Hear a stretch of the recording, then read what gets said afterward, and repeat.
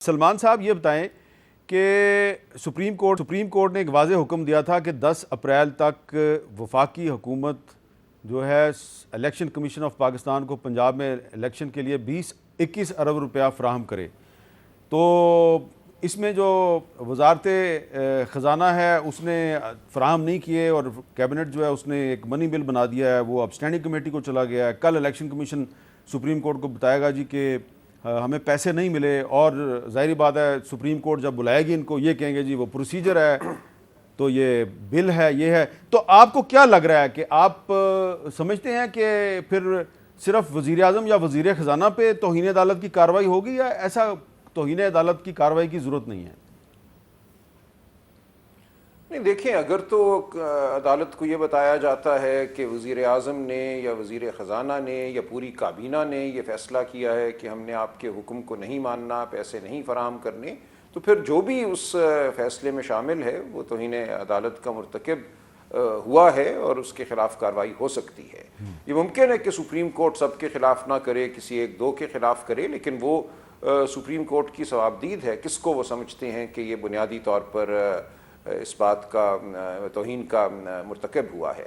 तो अब ये बड़ी खौफनाक और ख़तरनाक सूरत हाल है। एक तसादुम की तरफ फिर हम बढ़ रहे हैं, और एक वाज़ेह हुक्म जो है, देखिए 21 अरब रुपया ना होना तो एक मजाक की बात है। ये तो कोई भी आपको थोड़ी सी भी जो माशियात और हमारे जो फाइनेंसेस हैं उनको जानता है बता देगा। सिर्फ वफाकी हुकूमत का सालाना बजट जो है 13,500 अरब रुपये का है। पंजाब में गालिबन 12-13 अरब रुपये दरकार हैं इलेक्शन के लिए, तो या अगर 21 भी हैं तो ये कोई रकम नहीं है, ये 0.001% भी नहीं बनता। और उसमें सूबों की रकम भी डाल दें और जो सब्सिडीज़ दी जा रही हैं, तो ये एक बिल्कुल ये गैर अहम नंबर है। और ये इसके ऊपर हमारी जमहूरियत का इन्हिसार है। देखिए, वरना तो आप अक्टूबर में भी कह देंगे हमारे पास 50 अरब रुपये नहीं है, इलेक्शन ना कराओ, फिर इलेक्शन साल ना कराइए। इसलिए ये बात बहुत ही बुनियादी नौयत की है और इसको नजरअंदाज नहीं किया जा सकता। अच्छा, कि सुप्रीम कोर्ट मैं इस पर रिस्पॉन्स देता हूँ।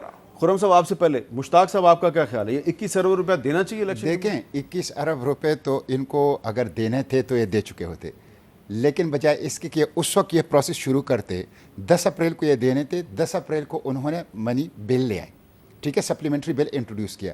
अब ये गया है स्टैंडिंग कमेटी सेनेट में, स्टैंडिंग कमेटी नेशनल असम्बली में, हफ्ता 10 दिन इसके ऊपर लगेगा। मुझे लग ये रहा है कि ये देने वाली नहीं है, इसलिए कमेटी इसको रिजेक्ट कर लेगा। रिजेक्ट करने के बाद ये फिर आएगा पार्लियामेंट के अंदर, पार्लियामेंट फिर इसको पास कर लेगा या इस पर रिजेक्ट कर लेगा, वोट कर लेगा। इस पे भी हफ्ता 10 दिन लग जाएंगे। तो मैं समझता हूँ ये देने वाले नहीं है। और इस दौरान 14 मई आ जाएगा। इस दौरान 14 मई।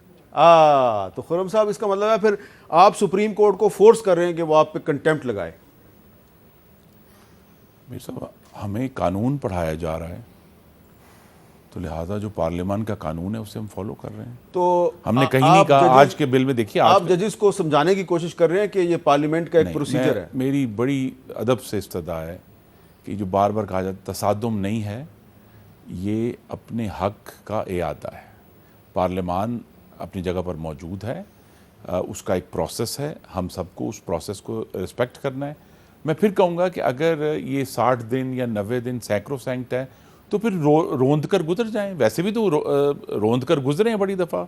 आर्टिकल 66 को रोंद दिया, जहाँ इम्यूनिटी होती थी पार्लियामेंटेरियंस को, और बड़े आर्टिकल्स को रोंदा गया है।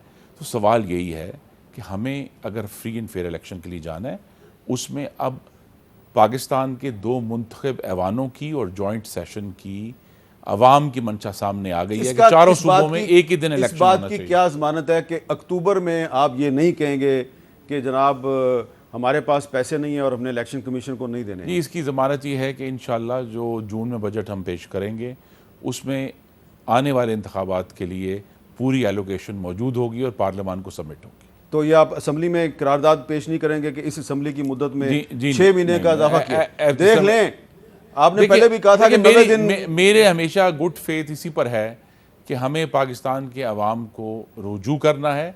उसके लिए जो तैयारी है, जो उसके मामलात हैं, वो इंशाल्लाह हमारे पास वक्त होगा कि जब 12 अगस्त को कौमी असम्बली तहलील होती है, उसके बाद 60 दिन के अंदर इंतखाब। बहुत शुक्रिया।